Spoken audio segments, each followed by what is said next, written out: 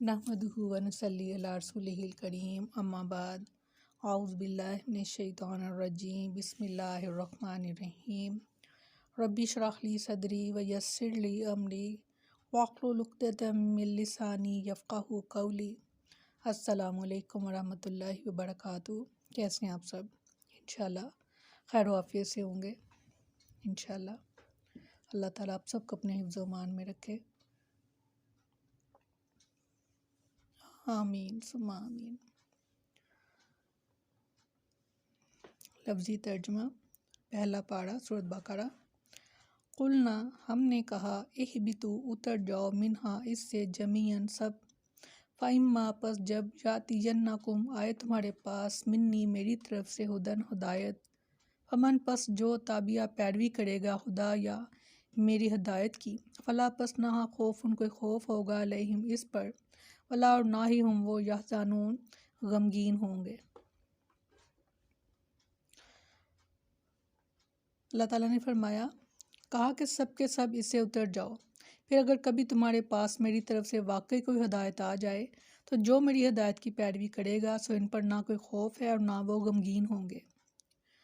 توبہ کی قبولیت کے بعد پھر پہلا حکم جو ہے وہ دہرایا۔ مقصد یہ تھا کہ گناہ کی معافی کے باوجود اب تمہیں اور تمہاری اولاد سب کو زمین ہی پر رہنا ہوگا جس کی خلافت کے لیے تمہیں پیدا کیا گیا ہے۔ جنت میں واپسی کے لیے تمہیں اس ہدایت کے راستے پر چلنا ہوگا جو میری طرف سے تمہارے پاس آئے گی۔ یہاں مراد آدم علیہ السلام اور ان کی اولاد ہے کہ اب تمہیں اور تمہاری اولاد سب کو زمین ہی پر رہنا ہوگا۔ ارشاد فرمایا سورۃ اعراف میں، فرمایا، اتر جاؤ، تمہارا بعض بعض کا دشمن ہے اور تمہارے لیے زمین میں ایک وقت تک ایک ٹھکانہ اور کچھ زندگی کا سامان ہے۔ فرمایا، تم اسی میں زندہ رہو گے اور اسی میں مرو گے اور اسی سے نکالے جاؤ گے۔ سورۃ طٰہٰ میں فرمایا، تم دونوں اکٹھے اسے اتر جاؤ، تم میں سے بعض بعض کا دشمن ہے۔ مخاطب آدم علیہ السلام اور ان کی بیوی ہیں، مگر مراد ان کی اولاد ہے، یعنی تمہارے پاس میری طرف سے انبیاء اور رسول بذریعہ وحی ہدایت لے کر آتے رہیں گے، تو جو لوگ میری بھیجی گئی ہدایت کی اتباع کریں گے وہ آخرت میں نہ دنیا کی زندگی پر افسوس کریں گے جیسا کہ کفار کو افسوس ہوگا، اور نہ قیامت کے دن کی سختی سے انہیں کوئی ڈر ہوگا۔ اللہ تعالیٰ آمین میں شامل فرمائے، آمین ثم آمین۔ سورۃ طٰہٰ میں فرمایا، پھر اگر کبھی واقعی تمہارے پاس میری طرف سے کوئی ہدایت آئے تو جو میری ہدایت کے پیچھے چلا تو نہ وہ گمراہ ہوگا اور نہ مصیبت میں پڑے گا۔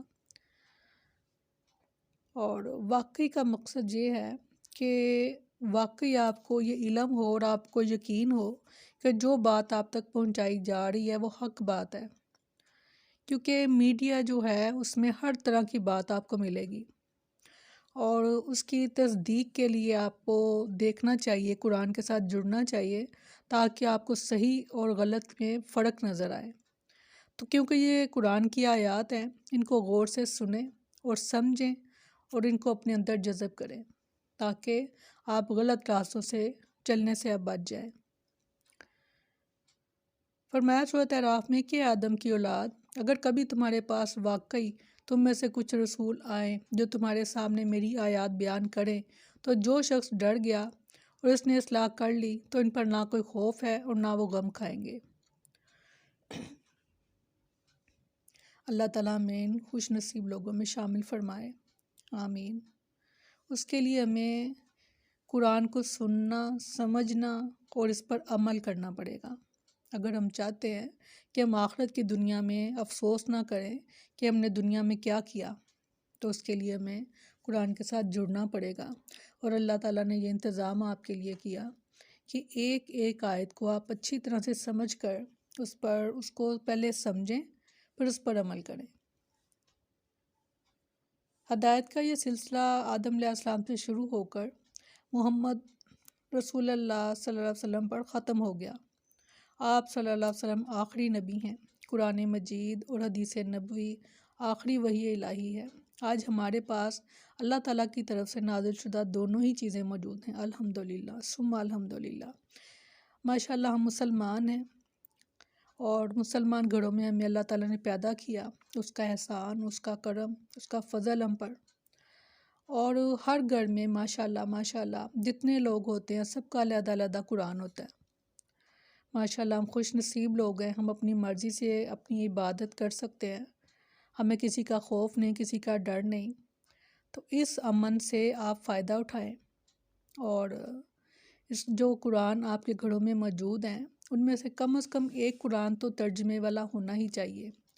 اگر آپ روز کا جتنا آپ قرآن پڑھتے ہیں، بے شک آپ تھوڑا پڑھیں مگر ساتھ ساتھ اس کے ترجمے پر بھی نظر رکھیں، اور کوشش پھر وہی کریں کہ آپ کے پاس حق بات پہنچے۔ اس کے لیے آپ دعا ہر وقت اللہ تعالیٰ سے کرتے رہا کریں کہ اہدنا الصراط المستقیم، اہدنا الصراط المستقیم، اہدنا الصراط المستقیم۔ اللہ تعالیٰ ہمیں سیدھا راستہ دکھا، اور ایسا راستہ کہ جس راستے پر تیرے انعام یافتہ لوگ چلے، جو تیرے فرما بردار بندے جس راستے پر چلے، ہمیں اس راستے پر چلا، نہ کہ ان کے راستے پر کہ جن پر تیرا غضب نازل ہوا اور جو راہ سے بھٹک گئے۔ یہ ہم سورۃ فاتحہ ہر نماز کی ہر رکعت میں ہم پڑھتے ہیں، تو اس کو سمجھنا ہے، اچھی طرح سے سمجھنا، تاکہ جب ہم اس کو پڑھ رہے ہوں تو اس کا ترجمہ ہمارے ذہن میں چل رہا ہو، اور ہمیں پتہ ہو کہ ہم اللہ تعالیٰ سے بات کیا کر رہے ہیں۔ جب اس کو آپ غور و فکر اس میں کرنا شروع کر دیں گے تو دنیا کے غم آپ کے لیے بہت ہلکے ہو جائیں گے، انشاءاللہ انشاءاللہ۔ سبحانک اللہم و بحمدک نشہد ان لا الہ الا انت نستغفرک و نتوب الیک۔ سبحان ربک رب العزۃ عما یصفون وسلام علی المرسلین والحمد للہ رب العالمین۔ السلام علیکم ورحمۃ اللہ وبرکاتہ۔